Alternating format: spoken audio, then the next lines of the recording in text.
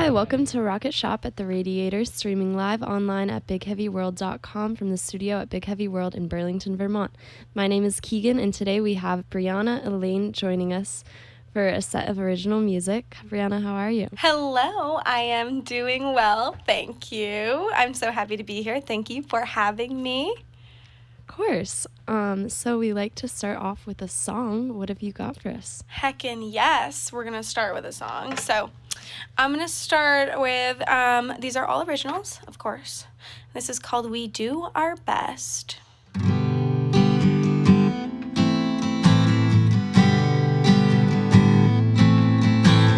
Andrew is a local janitor. Connor is a horticulturist. Eric is an accountant. Oh yeah. Sean writes heavy metal music. Corey is a bartender. I found them all on Tinder. Oh yeah. That's where I found you. I hope they're nothing like you, but deep inside I think they're all the same. Oh, I think that they're playing the same game, and I don't wanna play. I don't wanna play. Ooh, I don't wanna play. Da-da-da. Well, the musical astrologist, he seems to really get the gist, and he knows that not everybody can just hop on my train. The train of thought I've been riding with extraterrestrials from different dimensions, chugging towards spiritual ascension. Oh yeah. And I know why I found you, so I could overcome you. It seems inside we all are the same. We do our best with what we've got inside our brain. Yeah, we do our best. Yeah, we do our best. Yeah, we do our best. Our best. Ooh, da-da-da.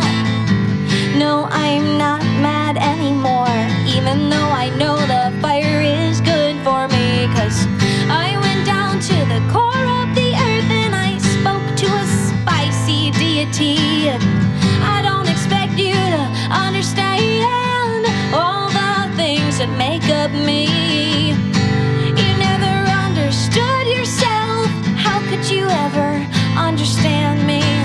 I know why I found you, so I could overcome you. It seems inside we all are the same. We do our best with what we've got inside our brains. Yeah, we do our best. Yeah, we do our best. Yeah, we do our best. Our best. Ooh. Yeah, we do our best. We Do Our Best by Breanna Elaine. That was amazing. Thank you so much. Thank you. Well, I want to start off by talking about like your musical background, kind of how you got into music in the first place, how long you've been doing it for, and how it progressed. Can you tell me about that? Sure. So I guess this all started back when I was probably elementary age is when I started to realize that I was a good singer, and my music teacher, we had like school sing where we would sing in front of the whole school, and they would like invite parents and stuff. So I started my very first solos in elementary school, doing that type of thing. And then I was in some school plays. When I was maybe like 10, 11, 12, I was in a youth group band where I played bass, I played violin, and I sang, and we did recording and things like that. let's see. And then, as I got older, I was songwriting since I was maybe 11, 12. That's when I taught myself how to play the guitar, and I started writing songs. And then I started doing some open mics, things like that, started playing with other people as well. And I didn't really start getting paid until I was maybe like 22, 23. And I've been doing this full time now. Let's see, 2022 is when I quit my day job. I used to be an LNA. So I took care of like elderly people or people with disabilities. So I finally quit that job and I started doing this full time. I said, I'm a full-time musician now. Boom. Cool. And so I've been doing that since then, about 2.5 years. I have one album out so far, and I'm coming out with a new single called Where the Snakes Live, August 17th, and my first, like, really real music video where I hired, like, a professional videographer and stuff like that. Cool. So that's where I am at right now. Yeah, tell me more about that upcoming project. Yes, so Where the Snakes Live it's a single. So it's one song and it's a music video. I wrote this song after a very close friend of mine died from a drug overdose. And I initially, I was just grieving, so I wasn't really planning on sharing it. But I shared it amongst my friends and, that knew my friend. His name was Jeremy. And they said, oh my God, you got to play this song. You got to do it, whatever. So I warmed up to it, and maybe a year or so later, I decided that I was going to record it, and it was going to be my next big single. And this is a song that I really wanted to put more money into, I guess, and really try to get something like more professional, like scale it up a little bit from what I've had before. The album is great, but I just wanted to bring things up, do a music video with a real videographer. I partnered with Turning Point Center in Rutland, Vermont, to like promote them along the way. So I've been going on radio shows and having articles and interviews done and things like that, and of course social media.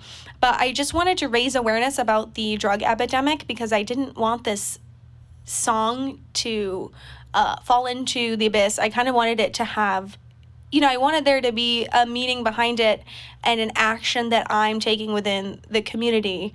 So I'm raising awareness. We did like a crowdfunding campaign, and I donated a percentage of those profits to Turning Point. And then August 17th, we're having a benefit concert. So it's at Merchants Hall in downtown Rutland, Vermont, and half of the ticket sales are going to go directly to Turning Point. And then I'm going to do a raffle of like the businesses in the area are going to donate one of their goods or a gift card or something like that.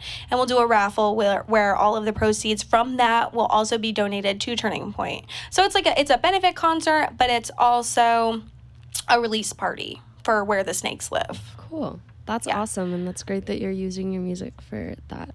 Thank you. Yeah. Is that something you tend to do, like, with your music? Does your music tend to reflect on issues like that, or is this kind of a new thing for you? Well, me trying to do something in the community like this, specifically related to a song, is the first time I've done something like this. I mean, all my other songs are, they're from my personal life experience or, I don't know, reflection of life in general. But this one was different because I don't think I've written a song about someone who passed away. I mean, I've written a song like about with my grandpa and my dad in it, who have also passed, but there wasn't such a calling or a need to make something out of it. I kind of just had this feeling that, I didn't want him to like die for nothing, which he didn't. None of us die for nothing, but I wanted to make this special, and I felt intuitively a calling to do that.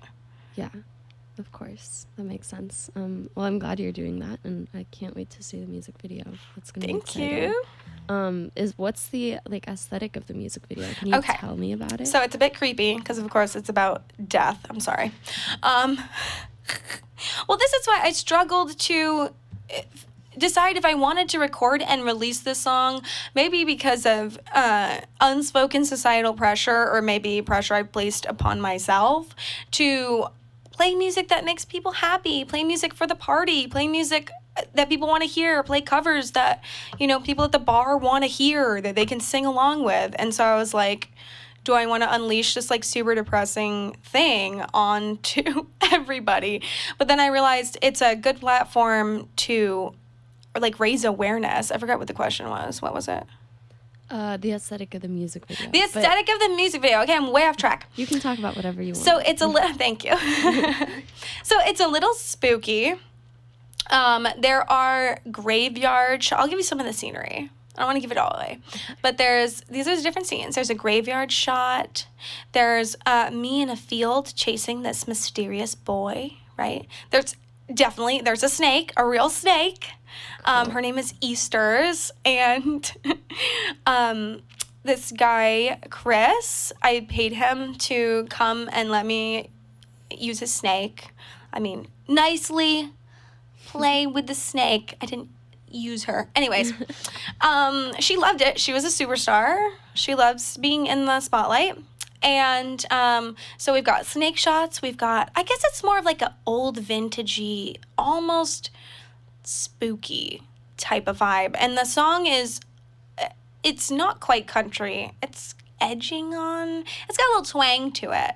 Okay. But the verse and the chorus is very different. The verse is more floaty, jazzy, almost smooth, and then the chorus kind of really hammers it in there with some more twangy, dirty, whatever. And I had Bo Thayer, who is just someone I really look up to, that is an older musician from Vermont, and I really love him. I really appreciate his music and his sound. And somebody said, well, you need a producer, because of course I don't know what I'm doing. So they said, you need a producer who has a type of sound that like you want to go for, that you like. And I was like, Bo Thayer has the exact style, sound, whatever that I want for this song. And I know he's going to be like banging a trash can lid for the percussion, and like that's what I want. And I got him to do backup vocals on it, and it's amazing. I'm fangirling. Awesome. So yeah, it's creepy, it's spooky, it's vintage a little bit, and cool. Yeah, that's so exciting. I'm very excited. Yeah. Excited. Well, we'd love to hear another song. What have you got next? Okay, let's see. All right, this one is called Lonely Girl. I've done it live a few times, but it's quite old, I think, at this point.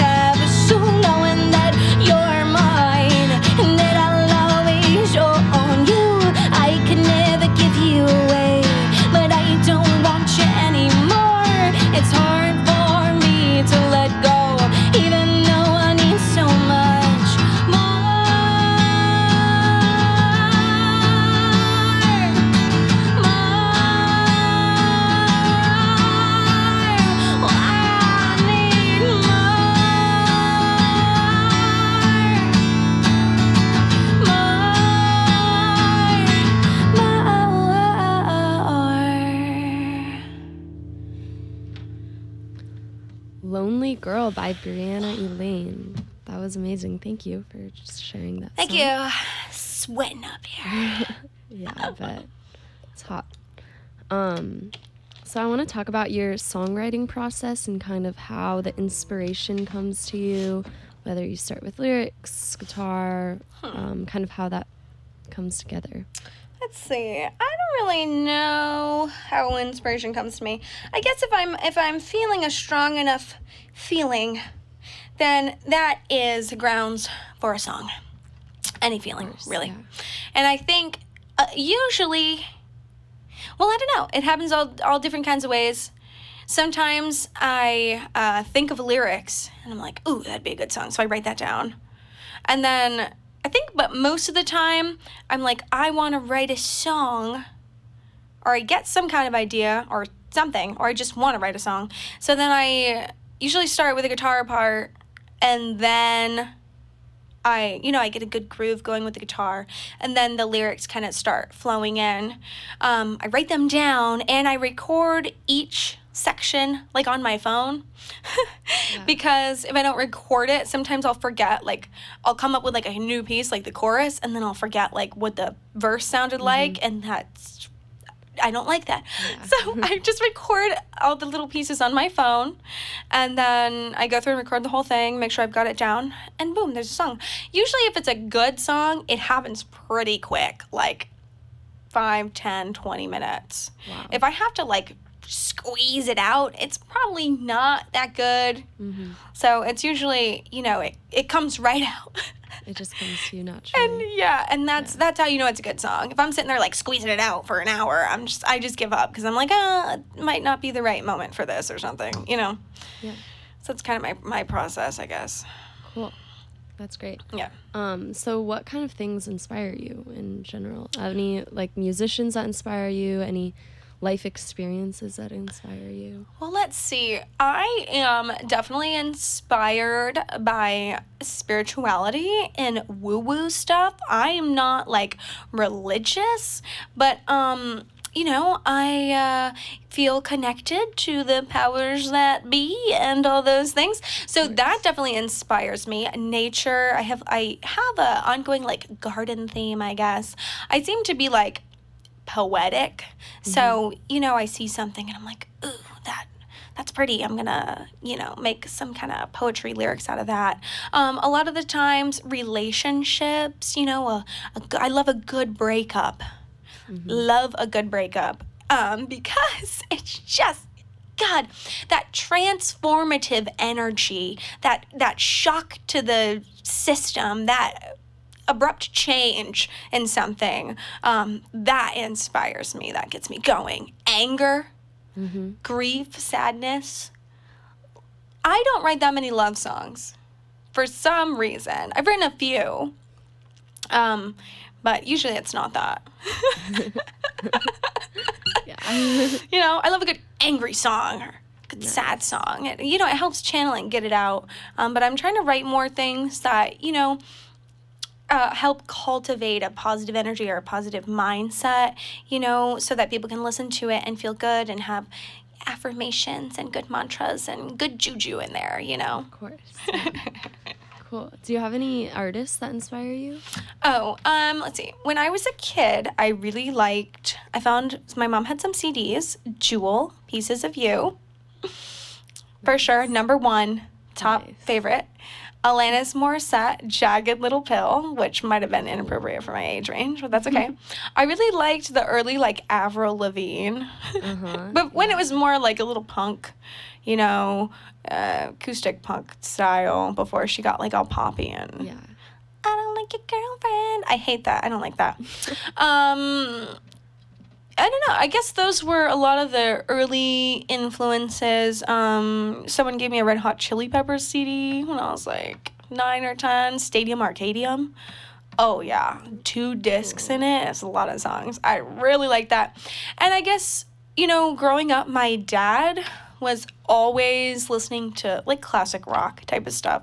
Pink Floyd. He really liked Elton John, the Beatles, Led Zeppelin, Tom Petty, Bob Dylan, all that good stuff. So I was always around it and kind of like inspired by that. Like I remember listening to like Bohemian Rhapsody and being like, whoa, like my mind was blown. I was like, what is this? Like, who made this? Like, just as a very young child. So yeah. Cool. That's awesome. Well, we'd love to hear another song. Okay, let's see. What do I got?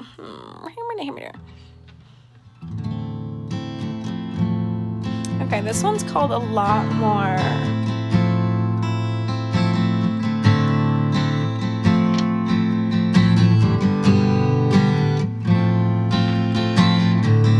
I need a lot more.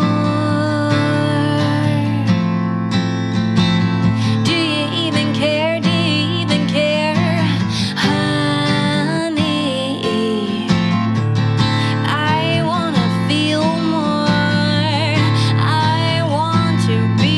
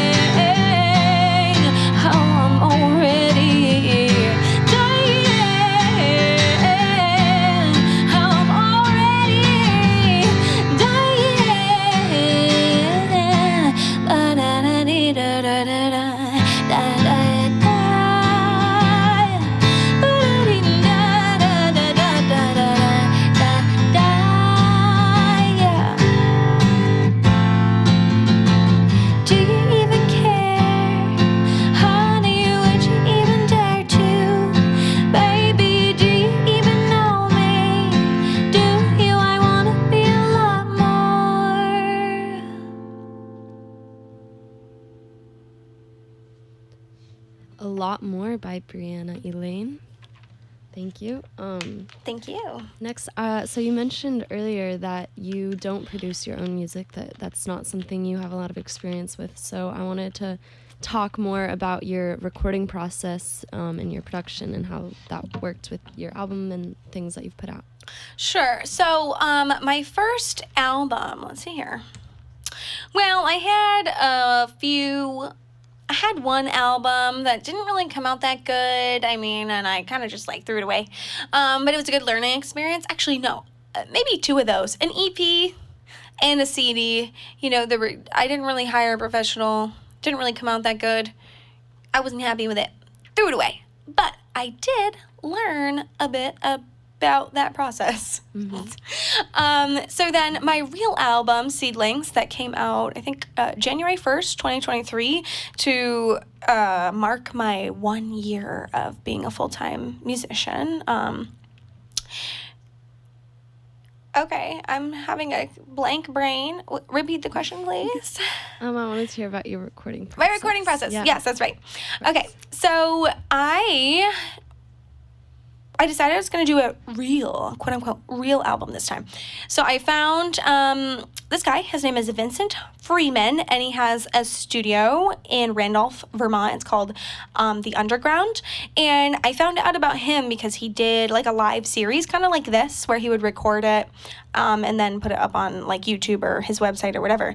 And then I realized that he has an actual recording studio where he does that stuff. And I was like, hey, will you do my album? How much does it cost? And what the heck? So I did my vocals there, but then I had a really awesome band, Jared Johnson, who is a bass player from The Samples, and then Aaron Martin, he was in this like famous Grateful Dead cover band or something. I don't know, Dead something. So I found both of them, and they recorded the bass, the drums, the percussion stuff at a sound space. Shout out to George Nostrand at a sound space in Rutland, Vermont, which is a space where like you can use it to record or practice with your band or whatever. So to save money, they did it themselves at the space, and Jared Johnson, the bass player, also runs a sound company, Magnum Pro Audio, Jared Johnson's sound company. Shout out to him. So if you need live sound for your gig or your show, hit him up, faux show. So anyways, he is a professional, and he set up all the sound, recorded their parts. They stayed up to like 2. I went home. They stayed up to like 2 a.m. I trusted them. They did their thing. I was like, I don't want to squish your creativity. You guys are professionals. I don't know. I don't know what to tell you. So do your thing. Have a great time. Whatever. And at this point, you know, we had recorded the scratch tracks, which is like I recorded guitar and vocals for the whole songs, for the whole album. And then I gave it to them, and I was like, here you go, like have a field day. So they did that. And then we kind of listened, and I decided for each song, you know, with the help of Vincent, who is the studio engineer. So he pushes all the buttons. But he also, you know, he does this more than I've done it. So we kind of brainstormed together. And I told him weird stuff like, make this song sound like a casserole. And he figured out what I was talking about, you know, weird artist things. And I told him I wanted one of these songs to sound like the sound of outer space. So we did all kinds of stuff like that. And then I hired some other musicians to come. I hired Alex Kelly, who was, I mean, maybe he still is, the pianist for, what is it? Western Terrestrials? Whatever. They're really cool. I saw them play live. Then I was like, he is a good key player. Tell him to come down here. And so he did that, and then we did, you know, some sounds like not real. Synthesized. What did we add? We added like sitar. Like I think it's like a ethnic instrument. Like I don't know if it's an Indian instrument, something like that. So we added. It wasn't real. We didn't have a sitar player on call, but we added some of those sounds. And he added piano to a lot of the songs. And so we had a pretty full sound. I mean, the percussionist, Aaron, he did drum set, but then he also added, like, some hand drums, like bongos and stuff, and shakers and all kinds of stuff to the songs. So, you know, we zhuzhed it up and added all that extra stuff, you know. It's like you listen to it over and over, and you're like, ooh, I hear this, or, oh, piano would be good on this, or I want space sounds, or, you know, all kinds of stuff like that. So I would say all this random stuff, and then Vincent would try to create whatever I was asking for. The casserole. He tried to make the casserole that I wanted him to bake. And then, you know, when that was all done, we sent it to mastering. Of course, it was one of my first times, like, really singing harmony. So with myself, we had a full vocal day. So I sang all the lyrics for the whole album, just about. And then, you know, you have parts where you do overdubs, so you sing it twice to make it sound a certain way, sound fuller or whatever. And then I was like, well, I've got to do harmonies. So then, like, on the spot, I was in there, like, trying to make up all these harmonies. I mean, it seemed to work okay, because I knew the songs really well, of course. Yeah. So we were able to get all that down, and then, you know, you rip out what you don't want, and you keep the stuff you do want, you piece it all together, and it's a beautiful casserole. I wish I thought of something more pleasant, like a beautiful cake, but no, it's a casserole. Which is just a term that I was thinking, like, when you mix it, you want everything to have just the right amount of each ingredient to be exactly the dish that you're trying to make. Exactly. Must have been hungry or something when I thought that.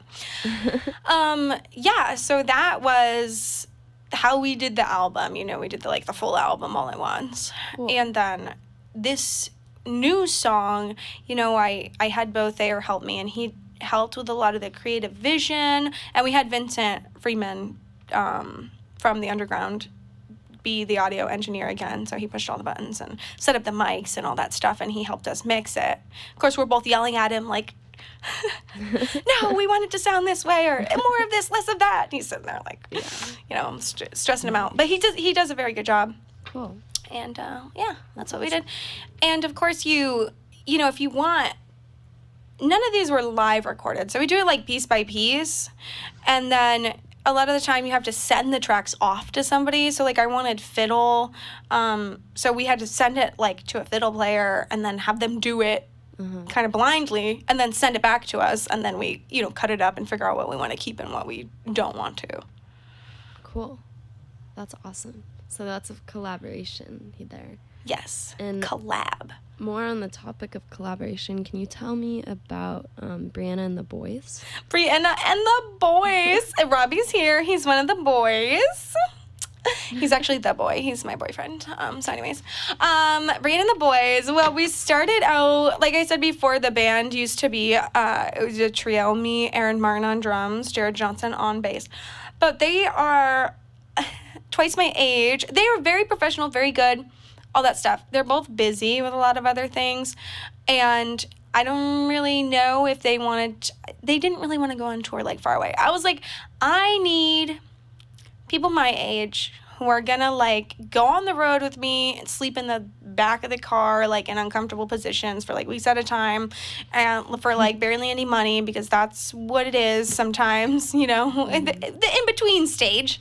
Yeah. So I started to seek out other people, and I found Justin Burgess, who is a phenomenal, like, jazz background bass player. So he's just, like, ripping it. He's like, and I'm like, wow, he's very good. He can literally do anything. So we've got him. Nice. Robbie, the drummer. He plays drums set very well. You know, he's been in several other bands. He's been playing it for a long time. So he was definitely in, especially because, you know, we started dating, and then I was like, how can us musicians not make beautiful music together? Please. That's the dream. Okay. So then we had him. And then just recently, I went to Red Clover Ale in Brandon, Vermont. Shout out to you guys. Very cool local little brewery that has live music all the time. And I saw our bass player, Justin, playing with this guy. His name is Brady. Geez, what's his last name? Oh, geez, I don't know. But, you know, I don't know if it was he goes by Uncle Baby or if it was the band, whatever. Uncle Baby, he was shredding. He was absolutely shredding.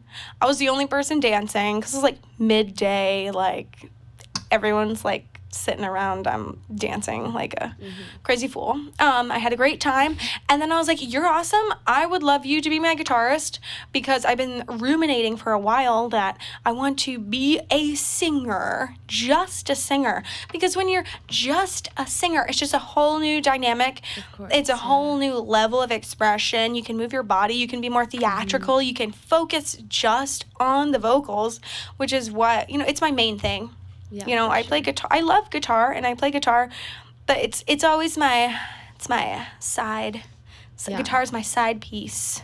Singing is my main B. I won't say swear words. But anyways, so I was like, I need to unleash my inner singer and like finally have that. I need to have that.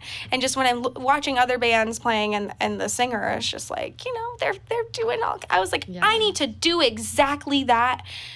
And I just knew that's a direction that I needed to go in order to, like, expand the band and just do my thing better. So then we just had a practice with him. It went amazing. I had more fun than I've ever had in my entire life.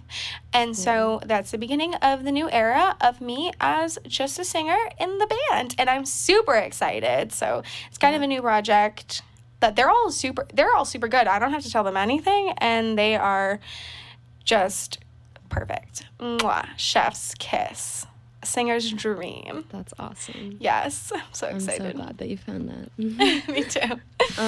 So we've got time for just one more song. Okay. And before we do that, I want to give you the chance to kind of promote yourself, how we can best support you, and also any upcoming shows. Okay, yes. Well, first of all, I do this full time, as I said before, so I'm going to be playing every week all over Vermont, and I'm starting to branch out and do farther away places. So BreannaElaine.com is where you can see all my upcoming shows. Of course, I am on social media. I'm on TikTok, Instagram, Facebook at Breanna Elaine Music. So you can definitely follow me there. I post every week about where I'm going to go on my website, on all my social media. You can sign up on my website for my newsletter where I put also more details about all the things I'm doing. So you can follow me there. That's great fun. The biggest upcoming thing that I'm really excited about is the release show / Turning Point benefit concert, which is August 17th at Merchants Hall in downtown Rutland, Vermont, where we're going to do a raffle where all the money from the raffle is going to be donated to Turning Point Center, which is a recovery center. And then half of the ticket sales are going to go to them as well. And it's a celebration of the song and the music video that's coming out. So I'm really excited about that. And in the process of booking the rest of the winter and for the band and stuff like that. So great.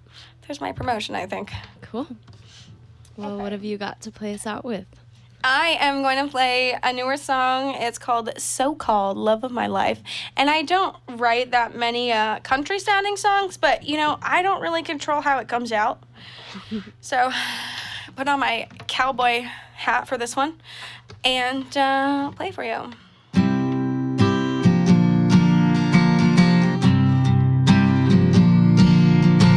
When you get home, I won't be here. I'll be all alone out there again, all alone out there. I'm taking every piece of me out of this old house. All my clothes from the dresser drawers and my makeup off the shelf. You had the chance to be a man, but sadly you were not. You're just a little boy who likes to cry when his mama doesn't keep his dinner hot and answer goodbye. Goodbye, yeah, goodbye to another so-called love of my life. When you get home, I won't be here. I've come to know you and I'd rather steer clear. I got enough problems on my own. I don't wanna make myself at home inside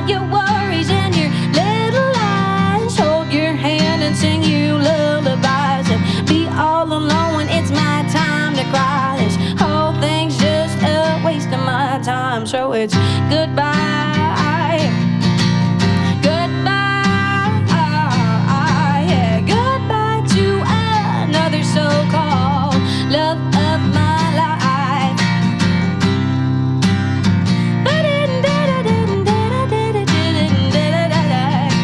Yeah, yeah, yeah. Well, it's about time I get heading on. The day is short and the road is long. Lots to do, no time to spare. You had your shot, now be aware that I'll be doing my own thing. I ain't held down by a wedding ring. Girls like me are one in a million, but I won't waste my breath trying to tell you nothing else. Goodbye. Goodbye, yeah, goodbye to another so-called love of my life, and that's goodbye. Goodbye, baby, goodbye. Goodbye to another so-called love of my life. Goodbye. So-Called Love of My Life by Breanna Elaine. Thank you so much for joining us tonight.